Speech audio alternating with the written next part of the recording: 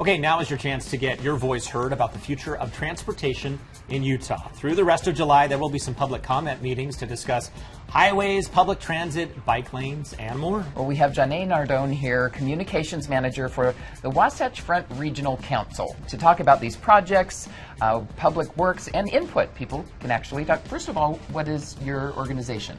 Yeah, so the Wasatch Front Regional Council is kind of, we look at planning transportation projects for the whole region. So that's 6 counties in our metropolitan area. And so we're looking on, right now we're discussing short term, like what's happening in the next 6 years, but we also develop plans looking out 30 years as well. And that's working with all the individual cities too, what, 70-something? Yes, yeah. It's working with representatives at cities and counties and with our partners at UDOT and UTA. Yeah, so we see a UDOT graphic behind us. It's not just UDOT that's part of all of this. Yes, exactly. Okay, so what are we looking at? What are some big projects? Can you talk about? Well, there's a lot of interchanges that are being addressed on Bangor Highway. So those are road projects, but this, the Transportation Improvement Program, what we're asking the public to comment on, includes transit projects, investments, as well as biking and walking and mobility projects. And so that's covering the whole area, and it's about 1,000 projects in there. And so we really encourage the public to kind of come out, look at their area, and see what's on the horizon in their community. We're talking about walkways, bridges, things like that, and Yes. bike lanes. How can people weigh in? How can they check it out and see what's in their neighborhood? Yeah, well, we have our URL up, and it's /tip comment. So that's TIP is for Transportation Improvement Program. So this is what we have to administer these funds, make sure these are the right investments for the community. So people can go to a map, and if you're commenting on a map isn't your thing, we also just have a general comment form there as well where you can provide feedback. And that is open until August 2nd. And we also have open houses this month. So we have an open house today. We'll be down in South Jordan at the America field where the Salt Lake Bees are playing now. So we'll be there the new ballpark will be there from 5 to 8, taking people's comments. We'll also later in the month on July 22nd, we'll be at Lindquist Field in Ogden, 5 to 8 on a Tuesday during a game to get people's comments. And we hope to also answer questions, right? Help people better understand how these decisions are made. Well, they can look at a map or look at the website, but to ask a question is probably a little bit more impactful. Yeah. So if you see us there, you're going to a ball game, please stop us and chat with us. I have 2 questions about public comment. First, let me ask you, why is it so important? I mean, it seems like a basic question, but not everybody will take the time to do this. Yeah, I think it's an opportunity for exchange of information and also kind of, in a sense, check us, right? We're going through a very rigorous process to make these decisions, but it's also a way to say maybe there's something we missed. Maybe the public wants to prioritize some things, and these comments can start to shift things, right? If there's we're looking at them individually and cumulatively, where are we getting a lot of feedback? And this feedback isn't just moved into this process, but is also passed along to elected officials we work with. It's also passed on to our partners at UDOT and UTA. So this information, this public comment period, does get passed on to many partners. My other question about public comment, I've heard this from people, regardless of what it's about, that sometimes they don't believe officials are really listening to those public comments. Oh, they already have their mind made up. It's not going to do me any good.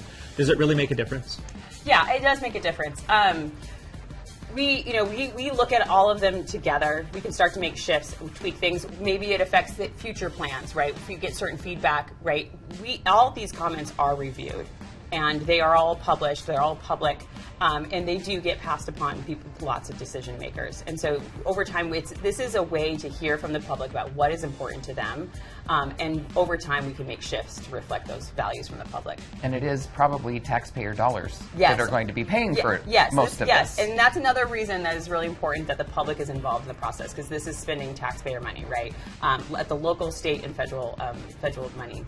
Yes. Excellent. So I don't know that we mentioned this quite yet, but $10 billion earmarked over the next 6 years to improve mobility, strengthen the economy, and enhance quality of life along the Wasatch Front from 2026 to 2031. I mean, that's a big umbrella. You mentioned interchanges, Bangor Highway. Yeah. What else could you mention?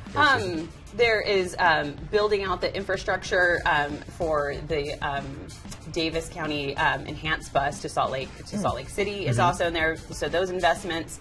It also is improving road projects that might also have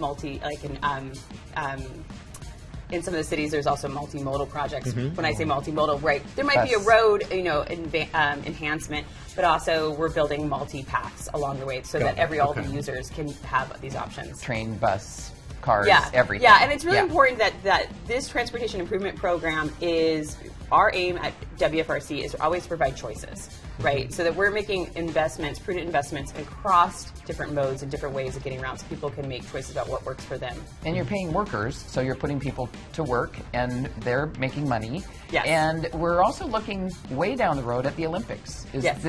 Are these projects part of that buildup? Yeah, so these are investments that we would make regardless of the Olympics came or not, but definitely the Olympics holds a line to try and really get some things in order before then. But these are investments that our communities will need regardless, but will definitely enhance how we can welcome the world in 2034. You mentioned the open house at the ballpark. There's one coming up July 29th, in Ogden on July 22nd.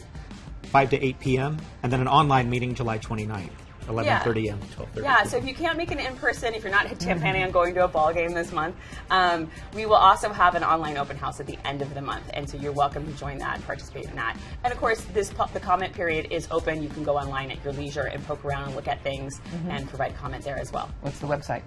wfrc.utah.gov/tip-comment. Okay. Yeah. So if you go to our homepage, you'll find it there as well. WFRC. Yes. Okay. Yeah. Thank you so much, Johnnae, for joining us this morning. you We really guys. appreciate it. Good luck. There's a lot to look forward to in the next lot 5 or happening. 6 A years. lot So of work, too. we appreciate it. Okay, we are going to take a quick break. We'll be right back. Stay with us.